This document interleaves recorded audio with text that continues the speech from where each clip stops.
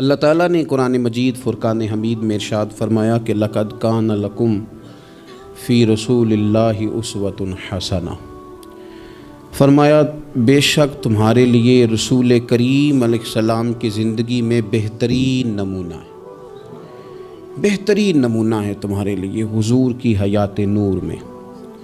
کچھ چیزیں ایسی ہوتی ہیں جو جہتوں کی، سمتوں کی، وقتوں کی پابند ہوتی ہیں، اور دنیا کے اندر کچھ چیزیں ایسی ہیں جو کسی جہت کی، کسی سمت کی، کسی وقت کی، کسی موسم کی پابند نہیں۔ ان میں سے دنیاوی لحاظ سے بھی کچھ چیزیں آپ کو میسر آئیں گی، لیکن کائنات میں جو چیز سب سے زیادہ عالمگیر ہے، سب سے زیادہ وسعت رکھنے والی ہے، سب سے زیادہ طاقت رکھنے والی ہے، وہ چیز ہے رسول اللہ کی سیرت مبارکہ۔ یہ کسی چیز کی پابند نہیں، حضور کی سیرت عالمگیر ہے، اتنی عالمگیر ہے کہ اس کے اندر دنیا بھر کے مسائل سمیٹے جا سکتے ہیں۔ حضور سید عالم صلی اللہ تعالیٰ علیہ وسلم نے ہمیں جو سیرت مبارکہ عطا کی ہے نا، وہ مکمل ہے، وہ جامع ہے، وہ عالمگیر ہے۔ وہ کسی ایک ہستی کے یا ایک بڑی شخصیت کے اقوال نہیں ہیں، بلکہ جو حضور کی سیرت مبارکہ ہے نا، وہ امام الانبیاء کی سیرت مبارکہ ہے۔ تمام انبیاء کرام کے جو کمالات ہیں اللہ تعالیٰ نے نبی کریم علیہ السلام کے اندر جمع فرما دیے۔ حضور کی سیرت اس کی جامع ہے، اور اس کی جامع کیفیت میں وہ سیرت ہمارے پاس پوری طرح محفوظ ہے۔ حضرت عیسیٰ علیہ السلام اللہ کے بڑے عزتوں، شانوں، بلندیوں والے پیغمبر ہیں، پر انہوں نے تو نکاح ہی نہیں فرمایا۔ تو جو آدمی چاہے گا کہ میں نے شادی کرنی ہے اور مجھے سیرت چاہیے، تو وہ کہاں سے لے گا؟ جناب عیسیٰ علیہ السلام نے تو نکاح نہیں فرمایا۔ حضرت عیسیٰ علیہ السلام کی حیات مبارکہ میں نرمی ہی نرمی ہے، درگزر ہی درگزر ہے۔ اور ایک حیات مبارکہ ہے حضرت موسیٰ کلیم اللہ کی، جس میں جلال ہی جلال ہے، جس میں جلال ہی جلال ہے۔ اس چیز کو بھی بعض لوگ سمجھنا چاہیے کہ ہر جہت کی خوبصورتی کی، ہر پھول کی اپنی اپنی خوشبو ہوتی ہے، اور سارے پھول ملیں تو پھر گلدستہ بنتا ہے۔ تو اس لیے حضرت موسیٰ علیہ السلام کی حیات مبارکہ میں جلال ہی جلال ہے، لیکن رسول کریم صلی اللہ علیہ وسلم کی حیات نور آپ دیکھیں گے تو حضور نے تلوار اٹھائی میدان میں، حالات کچھ اور طرح کے تھے، تو جناب ابو سفیان رضی اللہ تعالیٰ عنہ کہتے میں نے کہا حضور تھوڑا سا پیچھے ہٹا جائے، معاملات کو دیکھا جائے۔ فرمایا نہیں بھائی، میں نبی ہوں، بات یہ بھی سچی ہے، اور میں عبد المطلب کا پوتا ہوں، بات یہ بھی سچی ہے۔ اب پیچھے نہیں ہٹنا، اب آگے چلنا۔ ایک معاملہ یہاں ہے، اور ایک معاملہ مقام حدیبیہ پہ ہے۔ حضور نے خود فرمایا کہ ہم عمرہ کے لیے جا رہے ہیں، لیکن جب وہاں حالات کا رخ کچھ اور دیکھا، اور حضرت عمر جیسے لوگ کھڑے ہو کے کہہ رہے تھے کہ یا رسول اللہ ہم کیوں دب کے صلح کریں، آپ بھی سچے، قرآن بھی سچا، اسلام بھی سچا، تو نبی کریم علیہ السلام نے فرمایا عمر میں اللہ کا رسول ہوں، میں مرضی سے نہیں بولتا، میں وہی کہتا ہوں جس کا میرا رب مجھے حکم ارشاد فرماتا ہے۔ تم اس کو دبی ہوئی صلح نہ سمجھو، تم اسے فتح مبین ہی سمجھو۔ تو پھر وہ فتح مبین کی صورت میں سامنے آئی وہ چیز، اور وہی صلح حدیبیہ جس پر بہت سارے لوگ کلام کر رہے تھے، وہی فتح مکہ کا سبب بن گئی، وہی دروازہ کھلا بعد میں فتح مکہ کا۔ تو نبی پاک علیہ السلام کی سیرت میں آپ کو ہر چیز میسر آئے گی، لیکن کچھ چیزیں زیادہ نمایاں ہیں، ان میں آپ کو زیادہ وضاحت اور زیادہ دلالت میسر آتی ہے۔ ان میں سے آپ دیکھیں حضور علیہ السلام مالک و مختار ہیں اللہ کے خزانوں کے باذن اللہ تعالی۔ حضور سید الانبیاء ہیں، سید الرسل ہیں، اللہ نے اپنے محبوب کو غیب کے خزانوں کی کنجیاں دی ہیں۔ سرور کائنات امام الانبیاء ہیں، حضور علیہ السلام کو اللہ تبارک و تعالی نے بے پناہ عظمتیں دیں، صبح قیامت لواء الحمد کا جھنڈا اللہ دے گا۔ لیکن میرے بھائی، سب سے پہلے بلا حضور کی کون سی صفت دنیا کے سامنے آئی؟ سب سے پہلے جس نام سے لوگوں نے نبی پاک کو جانا وہ کہ حضور کا صادق اور امین ہونا، کہ حضور سچے بڑے ہیں۔ نبی پاک صلی اللہ علیہ وسلم ان کی زبان نور سے کبھی کوئی کلمہ ایسا جو خلاف واقعہ ہو نکلا حضور سچے ہیں، حضور سچے ہیں، نبی پاک نے جو کہہ دیا سو کہہ دیا، حضور اپنے وعدوں کے پکے ہیں، رسول پاک بات کے یہ سب سے پہلے صادق اور امین ہونا نبی پاک کا، میرے نبی پاک صلی اللہ تعالی علیہ وآلہ وسلم کی صداقت کا، حضور علیہ الصلوۃ والسلام کی زبان کی صفائی کا یہ عالم تھا کہ جب مسلمان نجاشی بادشاہ کے پاس پہنچ گئے، پہلی ہجرت جو ہجرت حبشہ کے نام سے موسوم ہے وہ ہجرت ہوئی، حضور سید عالم صلی اللہ علیہ وسلم کے غلام وہاں پہنچے تو انہوں نے وہاں شکایات بھیجیں، اور جب شکایات وہاں پہنچ گئیں تو نجاشی جو تھا وہ کہتا میں جذباتی فیصلے نہیں کرتا، میں ایسے ہی تم آ گئے ہو، تم نے شکایت کر دیا ہے کہ مسلمانوں فتنہ فساد معاذ اللہ پھیلا کے تمہارے پاس آ گئے، میں پہلے تحقیق کروں گا بات کیا ہے۔ اس نے آن کر کے معلومات کی، کہنے لگا کوئی بندہ تلاش کرو، کوئی عرب کا بڑا آدمی وزادار سردار بندہ یہاں تمہیں نظر آئے تو وہ بندہ ذرا لے کے آؤ، اس سے میں نے کلام کرنا ہے، کوئی وزادار آدمی۔ ابو سفیان ابھی مسلمان نہیں ہوئے تھے، حضور کے چچا وہ ان دنوں حبشہ گئے ہوئے تھے تجارت کی غرض سے، لوگ انہیں پکڑ کے نجاشی کے پاس لے آئے تو نجاشی نے سوالات کیے بہت سارے۔ دو چیزیں ہوتی ہیں، ایک بندہ جب کسی کی حمایت میں ہوتا ہے تو پھر بھی سوچ سمجھ سے عاری ہوتا ہے، کیوں؟ اس لیے کہ نبی پاک صلی اللہ علیہ وسلم نے فرمایا محبت آدمی کو اندھا بہرا گونگا کر دیتی ہے، اس وقت بھی وہ عاری ہوتا ہے، اور جب کسی کی مخالفت میں ہوتا ہے تو اس وقت بھی سوچ سمجھ سے عاری ہوتا ہے، اس وقت بھی اسے صحیح بات بھی غلط محسوس ہو رہی ہوتی۔ اب یہ مخالفت میں تھے تو کہتے ہیں حضور سید عالم علیہ السلام کے بارے میں جب سوالات پوچھے گئے، سوالات کیے گئے، اور ابو سفیان کہتے ہیں میں چونکہ مخالف تھا تو میں نے اسی انداز میں ایک کہانی رٹی رٹائی انہوں نے یاد کی ہوئی تھی، وہ رٹی رٹائی کہانی ہر جگہ یہ سنایا کرتے تھے، دیکھو جی جس پہ ہمارا ابا تھا، جس مذہب پہ، اس کو وہ کہتے ہیں گمراہ تھا، وہ جی ہمارے دادا کو کہتے ہیں وہ گمراہ تھا، وہ جی ہمارے نانا کو کہتے ہیں بت پرست تھا تو گمراہ تھا، وہ جی انہوں نے ایک بھائی مسلمان کر لیا ہے، دوسرا کافر ہے، گھروں میں لڑائی پیدا کر دی، یہ رٹی رٹائی کہانیاں۔ پھر وہ کہتے تھے دیکھو جی معاذ اللہ جادوگر ہیں، کچھ پڑھ کے پھونکتے ہیں، وہ جی شاعر ہیں، بات ایسی سناتے ہیں کہ اپنے قبضے میں لے لیتے ہیں، یہ ساری کہانی انہوں نے یاد کی تھی۔ ابو سفیان کہتے ہیں میں نے وہاں ساری سنائی۔ اب نجاشی نے بھی سوالات پوچھے، کہنے لگے ان کے ماننے والے امیر ہیں کہ غریب ہیں؟ میں نے کہا ماڑے ماڑے لوگ۔ کہنے لگے نبیوں پر پہلے ایمان ہی غریب لوگ لایا کرتے ہیں۔ کہنے لگے اس نے بڑے سوالات کیے، بڑے میں نے جواب دیے، آخر میں اس نے ایک سوال پوچھا۔ ابو سفیان کہتے ہیں میں باہر سے نہیں گیا تھا، میں چچا تھا، مجھ سے پوچھا، کہنے لگے کیا کبھی اس محبوب نے جھوٹ بھی بولا ہے؟ کیا کبھی جھوٹ بھی بولا ہے؟ کبھی؟ تو ابو سفیان کہتے ہیں کہ ایک منٹ کے لیے چونکہ مخالف تھا، میرے دل میں خیال آیا کہہ نہ دوں بولا ہے معاذ اللہ، نقل کفر نہ باشد۔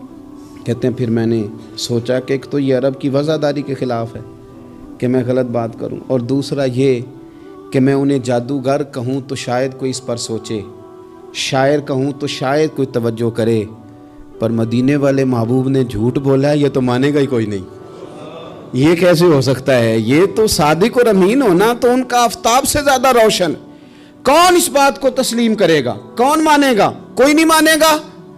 اللہ اکبر، کون تسلیم کرے گا؟ ابو سفیان کہتے اس نے پھر پوچھا بتاتے کیوں نہیں، چپ کیوں کر گئے ہو، کیا کبھی انہوں نے جھوٹ بھی بولا ہے؟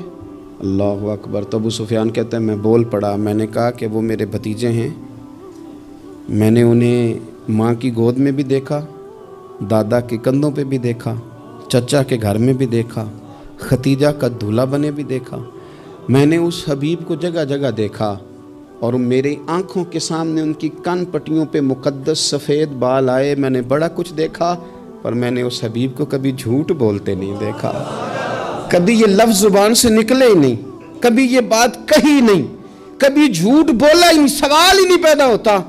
تو کہتے سناٹا چھا گیا میری بات پر مجمع میں۔ نجاشی نے کندھے کے اوپر رومال رکھا، اٹھ دیا۔ میں نے کہا بادشاہ رزلٹ تو ہی ناؤسکار، تو نے سوال پوچھا میں نے جواب دیا، اب جا رہا ہے؟ کہنے لگا رزلٹ کیا دینا ہے، رزلٹ تو نکل آیا ہے، جس نے کبھی بندوں سے جھوٹ نہیں بولا وہ یہ جھوٹ کیوں بولے گا کہ میں اللہ کا رسول بن کے آیا ہوں؟ یہ والا جھوٹ کیوں؟ اسیر دشمن کی چاہ میں بھی، مخالفوں کی نگاہ میں بھی، وہ امی ہے، صادق ہے، معتبر ہے، میرا پیغمبر عظیم تر ہے، میرا پیغمبر عظیم تر ہے، میرا پیغمبر عظیم تر ہے۔ لگے جو مزدور شاہ ایسا، نہ دھن نہ دولت سربراہ ایسا، دیکھو عرش نشیں کا زمیں پہ گھر ہے، میرا پیغمبر عظیم تر ہے۔ عرش نشیں کا زمیں پہ گھر ہے، میرا پیغمبر عظیم تر ہے۔ میرے عزیز، رسول پاک علیہ السلام کا سچا ہونا، دیانتدار ہونا، یعنی مخالف بھی جس بات کو کہے کہ ہاں یہ بات ٹھیک ہے، کہ ان کی زبان سے کبھی بات غلط نہیں نکلی، لیکن دروغ گوئی، جھوٹ، اور دنیا کے سامنے جھوٹ، اور قومی معاملات میں جھوٹ، اور جتنا دل کرے کھل کے جھوٹ، یہ رویے جب قوموں کے ہو جائیں، میرے عزیز، ایک حضور سید عالم صلی اللہ علیہ وسلم کی صداقتیں، اور پھر میں ایک مقام پہ پہلے بھی میں نے عرض کیا تھا، پھر کہتا ہوں، حضور سید عالم صلی اللہ تعالیٰ علیہ وسلم نے فرمایا تھا یہ جو جھوٹ ہوتا ہے یہ شک پیدا کرتا ہے، اور یہ سچ جو ہوتا ہے یہ اطمینان پیدا کرتا ہے۔ آپ زندگی میں تھوڑے وعدے کر لیں، تھوڑی باتیں کر لیں، پر جتنی کریں، میں عوام سے بھی کہتا ہوں، بیوی نہیں اعتبار کر رہی ہوتی، وہ کہتے ہیں تو جھوٹ ہی بڑے بولتا ہے۔ ایک دوست مجھ سے کہنے لگے کہ آپ اماں سے کہہ دیں کہ میں اس دفعہ عمرے پہ ضرور بھیجوں گا، وہ آپ کی بات مان جائے گی۔ میں نے کہا اماں ابا کو راضی کرنے میں 7-8 منٹ لگ جاتے ہیں، پر اماں تو 1.5-2 منٹ میں راضی ہو جاتی، تو آپ کی اماں نہیں راضی ہو رہی۔ کہنے لگے پہلے کئی دفعہ کہہ چکا ہوں نا عمرے پہ بھیجوں گا، تو بھیج نہیں سکا، تو لہٰذا وہ اب کہتی ہے تو جھوٹ بولتا ہے، تو نے کوئی نہیں بھیجنا، تو فراڈ کرتا ہے۔ ہمارے ہاں مسئلہ مال و دولت کا نہیں، عدم اعتماد کا ہے، اور جب عدم اعتماد اس حد تک پہنچ جائے کہ مائیں بھی اعتبار کرنا چھوڑ جائیں، تو وہ قومیں کیا کردار ادا کریں گی اور کیا وہ سوسائٹی میں خیر تقسیم کریں گی؟ تو سچی بات، نبی پاک علیہ السلام نے فرمایا بندہ جھوٹ بولتا ہے، اور اتنے جھوٹ بولتا ہے کہ وہ رب کی بارگاہ میں جھوٹا لکھ دیا جاتا ہے، اور پھر اس کے لیے جہنم کا فیصلہ ہو جاتا ہے۔ اور کچھ بندے سچ کی کوشش کرتے ہیں، اتنی کوشش کرتے ہیں کہ اللہ کی بارگاہ میں سچے لکھ دیے جاتے ہیں، اللہ کے حضور وہ سچے لکھ دیے جاتے ہیں، اور فرمایا یہ سچ ہی انہیں جنت میں لے جائے گا۔ دوسری بات جو حضور کی سیرت مبارکہ میں ہمیں بہت زیادہ نظر آتی ہے، وہ ہے عہد کی پابندی، وعدوں کی پابندی۔ جو کہہ لیا سو کہہ لیا۔ جب آپ کوئی عہد کر لیتے ہیں نا، معاہدہ کر لیتے ہیں، پہلے تو اس بات کو اچھی طرح سمجھ لیں کہ حضور نے ایک جملے میں ساری حقیقت بیان کر دی، فرمایا لا دین لمن لا عہد لہ، جو وعدے کا پابند نہیں اس کا کوئی دین ہی نہیں، بات ہی ختم کر دی۔ آگے تو آپ تب بڑھیں گے نا جب بنیاد ہی ہوگی، اور جب دین ہی کوئی نہیں، بنیاد ہی کوئی نہیں، تو پھر بات آگے کیسے بڑھے؟ اس سے اگلا آپ فصل کیسے بوئیں گے؟ عزیز دوست، میری بات پر آپ توجہ کریں گے، نبی پاک صلی اللہ علیہ وسلم نے جب عہد کیے تو پھر حضور نے ان عہد کی پابندی کی، اور اس طرح کے بعض اوقات عقل انسانی کھڑی ہو جاتی ہے کہ اس طرح بھی وعدے کی پابندی ہوتی ہے، یعنی بندہ چکرا جاتا ہے کہ یوں بھی ہوتا ہے۔ آپ غور کریں نا، ایک صحابی کہتے ہیں میں نے اعلان نبوت سے پہلے حضور سے کچھ چیز خریدی، اور میں نے عرض کی حضور آپ یہاں رکے، میں پیسے لے کے آیا۔ آپ کتنا کو کسی کا انتظار کر سکتے ہیں؟ میں نے دیکھا ہے 2-4 منٹ امام صاحب لیٹ ہو جائیں تو لوگ اعتراض کرتے ہیں، کہتے ہیں یہ آتا نہیں، لہذا ہم نے بندہ بدلنا ہے، چھٹی دے دو اس کو۔ کتنا کو آخر؟ میرے عزیز، وہ شخص کہتے ہیں، صحابی فرماتے ہیں کہ میں نے نہ کوئی چیز اعلان نبوت سے پہلے خریدی، عرض کی یا رسول اللہ صلی اللہ علیہ وسلم آپ یہاں رکیں تو میں پیسے لے کے آیا۔ کہتے ہیں میں گیا اور گھر جا کے بھول گیا کہ حضور کو کھڑا کر آیا ہوں۔ 1 گھنٹہ بھولے آپ، 4 گھنٹے بھولے، 1 دن بھولے، کہتے مجھے 3 دن تک یاد ہی نہیں آیا۔ میں نے کہہ دیا آپ نے سن لیا، کبھی سوچو 3 دن انتظار کوئی آسان کام ہے؟ الانتظار اشد من القتل، اہل عرب کہتے ہیں قتل ہوتی اتنی تکلیف نہیں ہوتی جتنی انتظار کرتے ہوئے ہوتی، یہ تو موت سے سخت بات ہوتی۔ کہتے 3 دن مجھے یاد ہی نہ آیا، 3 دن کے بعد مجھے یاد آیا تو میں جلدی سے وہ پیسے تھامے اور اس جگہ پہنچا، جا کے دیکھا تو حضور وہیں کھڑے تھے جہاں میں کھڑا کر آیا۔ وہ تیری سیرت تیری صورت زمانے سے نرالی ہے، تیری ہر ایک ادا پیارے ادائے بے مثالی۔ حضور وہیں کھڑے تھے، وہیں جلوہ فراز تھے، کہتے ہیں مجھے دیکھ کے حضور نے چہرے پر کوئی بل نہیں ڈالا، کوئی حضور کے شکن نہیں آئی. فرمانے لگے تم نے مجھے بڑی تکلیف میں ڈال دیا، تم کھڑا کر گئے تھے، میں یہیں پہ کھڑا ہوں، اسی وقت سے کھڑا ہوں. میرے رسول پاک صلی اللہ تعالی علیہ وسلم نے وعدوں کے وفا کے تعلق سے جو ہمیں سیرت عطا فرمائی، حضور علیہ الصلوۃ والسلام نے جو اپنا اسوہ نور اس تعلق سے ہمیں دیا ہے، وہ ہر شخص کے لیے دستور حیات ہے، وہ ہر شخص کے لیے دستور عمل ہے. ہر شخص کو چاہیے کہ وہ ان زاویوں میں اپنے آپ کو ڈھونڈے، تلاش کرے. بڑی تکلیف ہوتی ہے عوامی سطح پر بھی جب ایسی باتیں سننے کو ملتی ہیں کہ نہیں جی نہیں وہ تو سیاسی بات تھی. سیاسی بات کیا ہوتی ہے؟ جھوٹ. بخاری شریف میں تو یہ لفظ موجود ہیں کہ بنی اسرائیل کی سیاست ان کے نبی کرتے تھے. سیاست کا معنی تو تدبیر کرنا ہے، سیاست کو آپ نے فراڈ کا نام دے دیا ہے. وہ جی وہ میں نے تو بس ویسے بات کی تھی، اس کا کیا معنی ہوتا ہے؟ اس کا کیا مطلب ہوتا ہے؟ کچھ مسائل ایسے ہیں جو آپ خود پیدا کرتے ہیں، کچھ چیزیں ایسی ہیں جن کے اندر آپ خود چیزوں کو اس پیک پہ لے کے آتے ہیں. اللہ جانے آپ کے کیا مقاصد ہیں اس میں. میرے رسول پاک علیہ الصلوۃ والسلام نے عہد کی پابندی، وعدوں کی پاسداری، اس پر لوگوں کی توجہ دلائی. اور میں نے کہا کہ بعض اوقات حالات اتنے خوفناک ہوتے تھے. حدیبیہ کی صلح ہو رہی ہے اور اس صلح کے اندر ایک شرط یہ تھی کہ اگر کوئی مسلمان اپنے آقا کی مرضی کے بغیر مکہ مکرمہ سے مدینہ طیبہ آئے گا تو حضور اسے رکھیں گے نہیں. اگر کوئی شخص مدینے سے مکہ جائے گا تو مکے والے واپس نہیں کریں گے. اور بخاری شریف میں موجود ہے کہ اسی شرط پر جناب عمر فاروق پریشان ہوئے کہ ہم تو دب کے صلح کر رہے ہیں، صلح تو برابری کی بنیاد پر ہوتی ہے. یہ کیا بات ہوئی کہ ہمارا بندہ جائے تو واپس نہ کرے، ان کا ہے تو ہم واپس کریں. لیکن حضور نے فرمایا میں اللہ کا رسول ہوں عمر، میں اللہ کا، جو میں دیکھ رہا ہوں وہ تم سمجھ نہیں رہے، میں رب کا رسول ہوں. اور حضرت عمر کہتے ہیں یہ پہلے میں نے حضور سے بات کی، پھر حضرت ابو بکر سے بات کی، پر قربان جاؤں جو جواب مجھے حضور نے دیا وہی جناب صدیق اکبر نے دیا.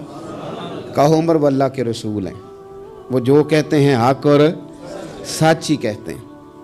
حضرت سیدنا فاروق اعظم اور رضی اللہ تعالیٰ عنہ ارشاد فرمانے لگے کہ اس موقع پر نہ ایک اور بھی معمہ ہوا. ایک تو یہ صلح اس انداز میں ہوئی، پھر ایک عجیب مسئلہ ہوا. صحابہ فرماتے ہیں ایک صحابی تھے حضرت ابو جندل رضی اللہ تعالیٰ عنہ، ان کو ان کے والد نے زنجیروں میں باندھا ہوا تھا اور گھر کے اندر قید کیا ہوا تھا کہ آپ جا نہیں سکتے. جب انہیں پتہ چلا نا حضور تو حدیبیہ تک آ گئے تو کسی طریقے سے نا اپنی زنجیریں توڑ کے، اور بعض سیرت نگاروں نے لکھا ہے زنجیروں سمیت، زنجیروں سمیت جب وہ آ رہے تھے تو پاؤں میں زنجیریں پھر پھر کے نا ان کے زخم بن گئے تھے. وہ زنجیروں سمیت آئے حضور کے سامنے کھڑے ہو کہتے ہیں سونیا مجھے چھوڑ کے نہ جانا. میں اکثر دوستوں سے کہتا ہوں پیر صاحب کبھی کہہ دینا مریدوں کو کہ عمرہ کرنے جانا ہے اور بعد میں فراڈ ہو جائے وہاں تو مرید کہتے ہیں لگتا ہے پیر بھی شامل ہے ساتھ. اس نے تو کہا تھا. بہت سارے لوگ کہتے ہیں جی وہ پیر صاحب آپ سے دعا کرائی تھی تو وہ کام نہیں ہوا. تو میں نے کہا دعا کا مطلب کیا ہوتا ہے؟ کوئی پیر معاذ اللہ تعالیٰ خدا کی حکمت کو مجبور کر سکتا ہے؟ جیسے جب چاہے رب جس طرح چاہے ویسے کرے. اللہ کے عاجز بندے ہیں، دعا کرتے ہیں اس امید پر کہ خدا فضل کرے گا.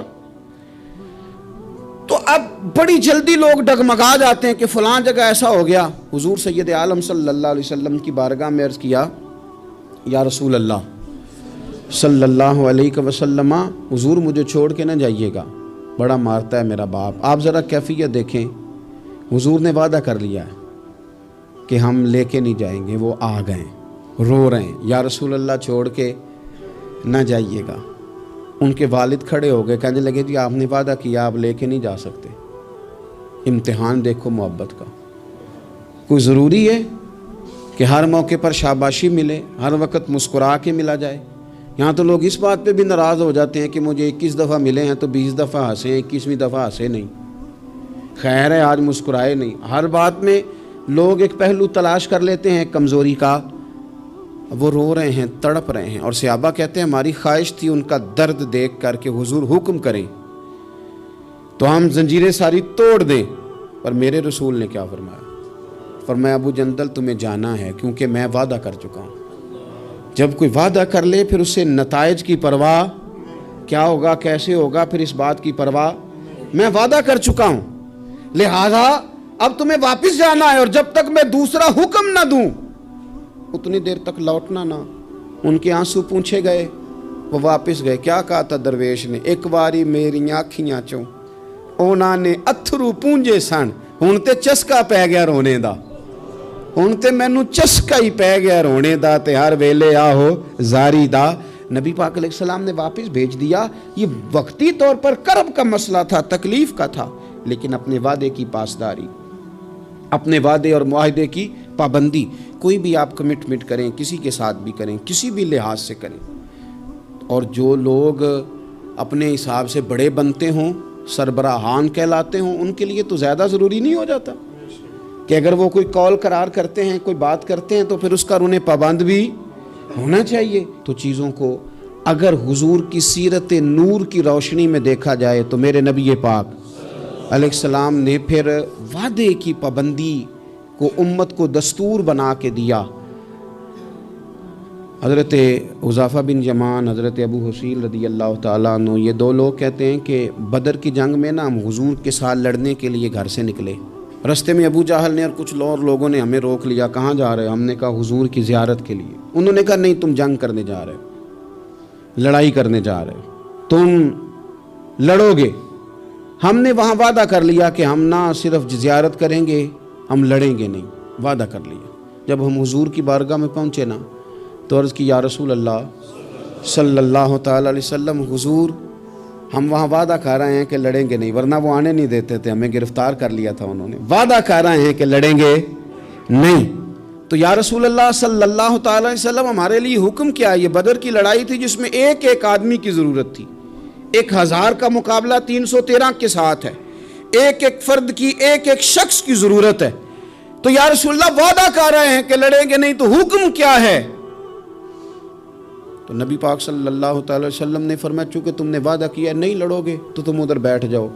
یا رسول اللہ ایک ایک بندے کی ضرورت ہے، فرمایا نہیں، ہمیں رب کی مدد کی ضرورت ہے، اللہ کی نصرت کی ضرورت ہے، وعدہ کر لیا ہے لہذا وعدے پر قائم رہیں گے۔ ایک بات اور سیرت کے عنوان پر آپ کی خدمت میں عرض کرنی ہے، اس پر بھی ضرور توجہ کرنی ہے ہم لوگوں کو، اور خوب ہمیں اس بات کی طرف بھی اپنے معاملات کو لے کر کے جانا ہے۔ میرے عزیز دوست، میرے عزیز بھائی، ہم ہیں رسول کریم کے ماننے والے۔ مجھے ایک بات بتلائیے کہ حضور کی سیرت، حضور کی سنت، حضور کے ماننے والے اپنائیں گے یا کوئی اور آ کے اپنائے گا؟ ایک شخص نے دعویٰ کیا کہ یا رسول اللہ میں آپ کا غلام ہوں، تو اب سیرت پر عمل اسی نے کرنا تھا کہ کسی اور نے باہر سے آ کے کرنا تھا؟ ہم اس طرح کر رہے ہیں کہ ہم نہ سیرت نبوی سے، میں بہت سارے دوستوں سے جب کہتا ہوں نا آپ داڑھی شریف حضور کا طریقہ ہے مبارکہ اس کو اپنائیں، تو وہ کئی قسم کے بہانے کرتے ہیں۔ بعض دوست یہ کہتے ہیں کہ میں ابھی نیک نہیں ہوں، تو میں کہتا ہوں اس دنیا میں کون بندہ ہے جس نے یہ دعویٰ کر لیا ہے کہ میں اب اتنا نیک ہوں کہ کبھی گناہ نہیں کروں گا؟ کوئی ہے ایسا انبیاء کے بعد، فرشتوں کے بعد کوئی معصوم ہے امت میں؟ تو انسان کے ساتھ چیزیں رہیں گی، پر آپ آغاز تو کریں سنت شریعت سے، آپ شروع تو کریں۔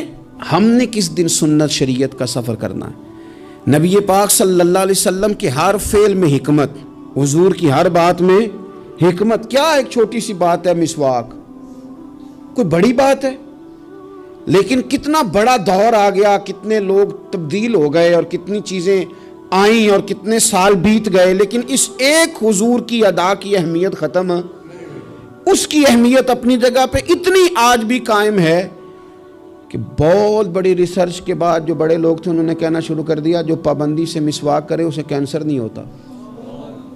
کیا ایک چیز مسواک ہی ہے، اور میرے نبی پاک کی پسند اتنی زیادہ ہے یہ، یعنی بہت ساری چیزوں کو نا معاذ اللہ تعالیٰ ہم سمجھتے ہیں یہ تو سادی سی بات بتا رہے ہیں مولانا صاحب، یہ تو پیر صاحب نے بڑی سادی سی ایک ہمارے سامنے چیز رکھی ہے، وہ تو کوئی بڑا فلسفہ بیان کرتے تو تب ہماری سمجھ میں آتا تھا، تو ایک سادی چیز رکھی، او خدا کے بندے یہ اتنی پیاری ہے کہ حضور فرماتے ہیں اگر امت پر مشکل نہ ہوتا تو میں ہر وضو کے ساتھ مسواک کو ضروری قرار دے دیتا۔ اس کے حسن کو آپ ملاحظہ کریں اس سنت کے کہ حضرت عائشہ صدیقہ رضی اللہ تعالی عنہ ارشاد فرماتی ہیں کہ وقت وصال، اور اس خاتون کی بھی عظمتیں دیکھیں، کہتی ہیں حضور نے وقت وصال میری گود میں سر رکھا ہوا، میری گود میں سر تھا نبی پاک کا، اور کہتے ہیں میرے بھائی سامنے سے گزرے تو وہ مسواک کر رہے تھے، ان کے ہاتھ میں مسواک تھی، تو حضور سید عالم صلی اللہ تعالی علیہ وسلم نے اس طرف رغبت فرمائی، تو میں سمجھ گئی حضور مسواک کرنا چاہ رہے ہیں۔ یعنی آپ میری بات پر غور کریں کہ عین وقت وصال ظاہری رسول کریم صلی اللہ تعالی علیہ وسلم نے اس موقع پر بھی مسواک کی طرف رغبت فرمائی، فرمایا مجھے چاہیے۔ میرے نبی پاک صلی اللہ علیہ وسلم کی پیاری زوجہ کہتی ہیں قریب محبوب کو میں نے مسواک پکڑی ان سے، اور پھر میں نے اپنے دانتوں سے چبائی اور اس کو نرم کر کے حضور کی بارگاہ عالی مرتبت میں پیش کیا۔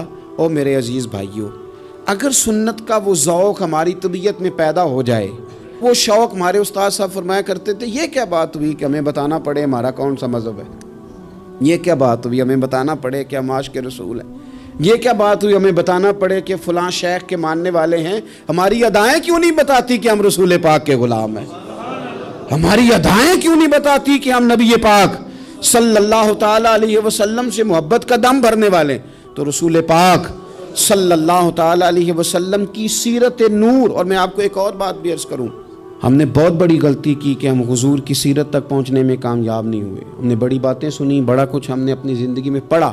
اگر حضور کی سیرت نور کو پڑھنا شروع کریں، ایک ایک پہلو حضور کی مقدس زندگی کا، آپ محسوس کریں گے کہ آپ کی روح پرواز کرنے لگی ہے، آپ محسوس کریں گے کہ خود بخود اندر کے میل دھلنے لگے، آپ نہ پڑھتے پڑھتے ہی محسوس کریں گے کہ کساوتیں ختم ہو رہی ہیں، عداوتیں ختم ہو رہی ہیں، میرے دل کے اندر جو میل کچیل نفس کی شرارت کا تھا وہ دھل رہا ہے۔